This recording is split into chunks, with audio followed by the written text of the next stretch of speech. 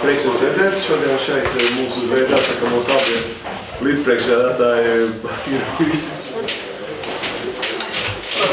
Mēs pirmkārt runājam par principiem kaut kādiem, kas skar valdības funkcionēšanu un koalīcijas funkcionēšanu, jo pēc būtības tas kopīgais noskaņojums šeit telpā bija, ka tā tālāk dzīvot vairs nevar, ka koalīcijas padomēs mēs risinām mazus jautājumus, kur patiešām iet uz valdību, un faktiski koalīcijas padomu ir tāds, teiksim, tāds virsuzraugs, jeb vagars valdībai. Valdībai jārisina ikdienas darbi, tai jānodarbojas ar ikdienas darbiem, bet strateģiskos jautājumos, protams, sadarbības starp partneriem, kuri ir valdībā, tā ir platforma Saeimā, kur ir jāizmanto. Tā ir viena būtiska izmaiņa. Otrs jautājums, protams, kam mēs pieskārāmies un ko es personīgi uzdevu šajā brīdī, kad